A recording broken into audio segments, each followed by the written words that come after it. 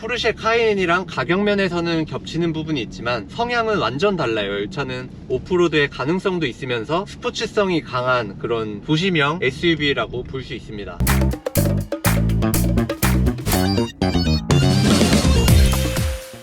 네, 안녕하세요 여러분.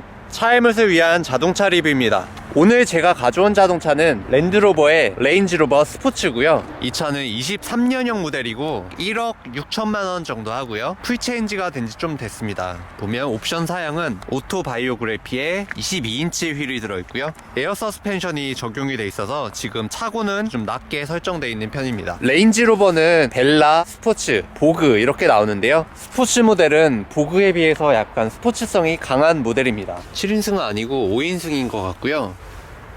아, 대박. 저 버튼을 누르니까 지금 엉덩이가 이렇게 들렸습니다. 다시 낮춰볼게요.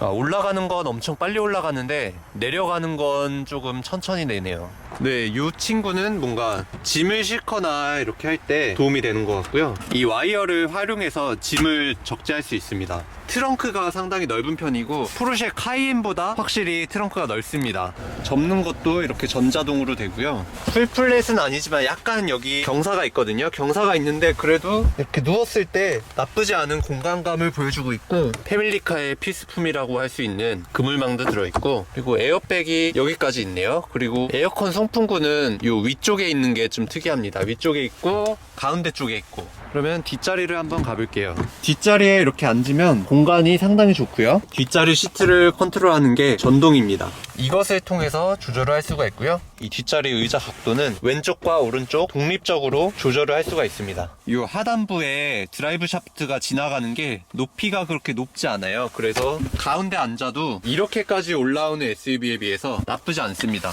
이거는 좀 세세한 디테일인데 팔걸이가 이렇게 야무지게 하나 있네요. 이게 사실 별거 아닌 것 같아 보여도 운전할 때 은근히 도움이 되는 그런 부분입니다.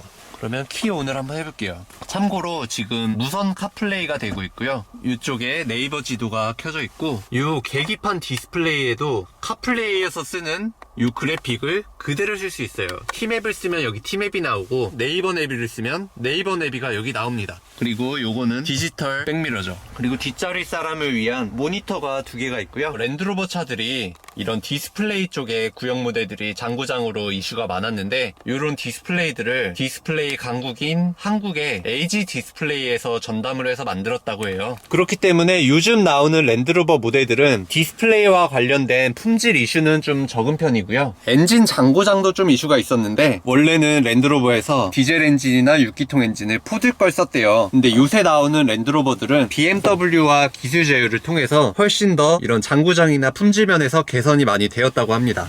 앞자리로 가보도록 할게요. 문손잡이가 처음에 찾기 좀 힘들었는데 이렇게 숨어 있고요. 문을 열면 발판이 나옵니다. 이 순정 발판이 있어서 아이들이 이렇게 승하차 하기에는 편할 것 같네요. 그리고 이게 드라이브 모드인데 다이나믹, 에코 이렇게 누르면 오토 모드예요. 사실상 별로 자동차를 타면서 쓸 기능이 없는 거기 때문에 이렇게 오토로 눌러놓고 다니면 좋을 것 같고요. 여기에는 이 수납함이 2개가 있는데, 이거 열면 위에가 열리고 이거 열면 아래가 열립니다. 시거잭이 여기 하나 숨어 있네요. 뭐 그냥 봤을 때는 그냥 심플하고 굉장히 미니멀한 디자인을 가지고 있습니다. 시트가 허리 부분이 푹신푹신하고요. 파노라마 선루프도 굉장히 넓고 큽니다. 뒤에까지 거의 통유리처럼 되어 있고, 열리는 건 그렇게 다 열리지는 않고 이만큼 열리네요. 확실히 이 오프로드 SUV 브랜드답게 이런 손잡이에 디테일이 꽤 있네요.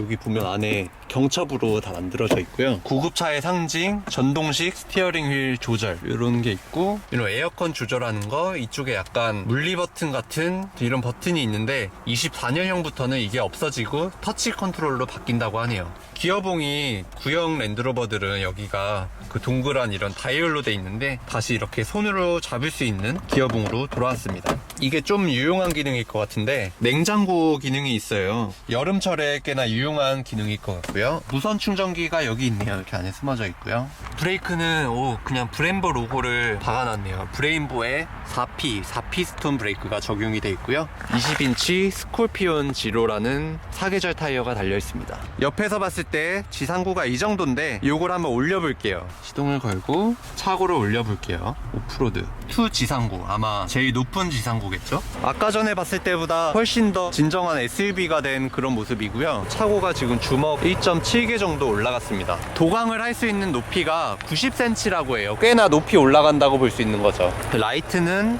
4개가 있는데 아마 얘가 하이빔이겠죠?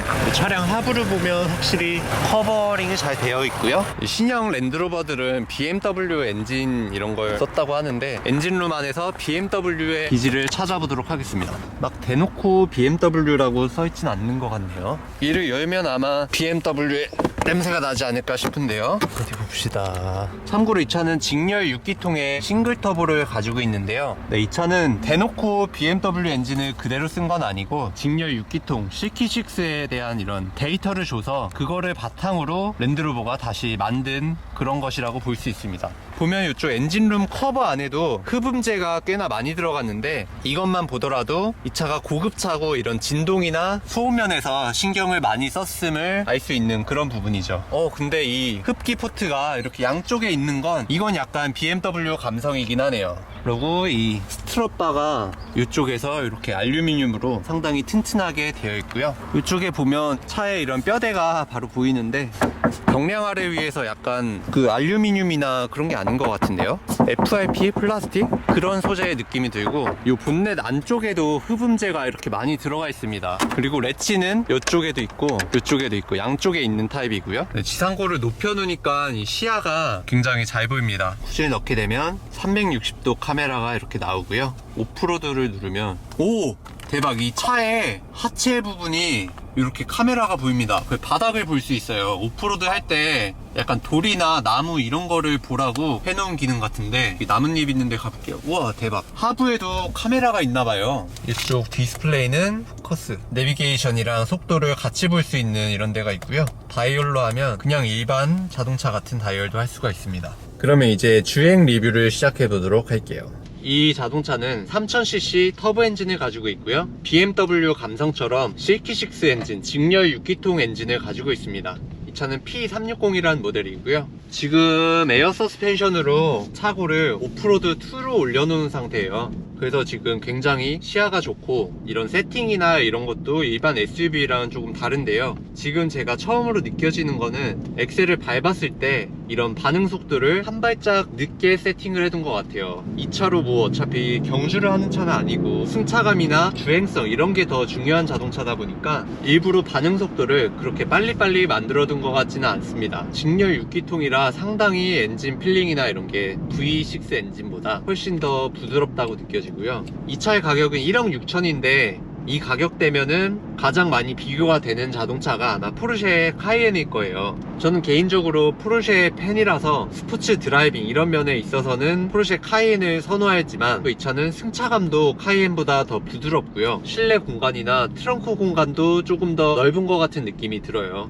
딱 이렇게 운전을 했을 때 가장 마음에 드는 건 의자가 감싸는 디자인으로 되어 있어요. 의자에 앉았을 때 꽤나 편하고 이 자동차가 굉장히 무게가 많이 나갈 거예요. 차가 크니까. 근데 이렇게 가속을 했을 때는 차의 무게가 별로 느껴지지 않고요. 그냥 가볍게 나갑니다. 사실 이 레인지로버에 대해서 헷갈려 하시는 분들이 많은데 레인지로버는 이제 완전 큰 레인지로버 보그가 있고요. 그거보다 이제 조금 작은 스포츠, 그리고 그 밑으로 벨라, 이보크 이런 식으로 나오는데 이 랜드로버라는 브랜드는 사실 워낙 정통이 있고 팬층이 두터운 브랜드이기 때문에 포르쉐 카이엔이랑 가격 면에서는 겹치는 부분이 있지만 성향은 완전 달라요. 이 차는 오프로드의 가능성도 있으면서 스포츠성이 강한 그런 도시명 SUV라고 볼 수 있습니다. 오늘의 영상은 여기서 마치도록 하고요. 시청해주셔서 감사합니다. 차의 맛을 위한 자동차 리뷰였습니다.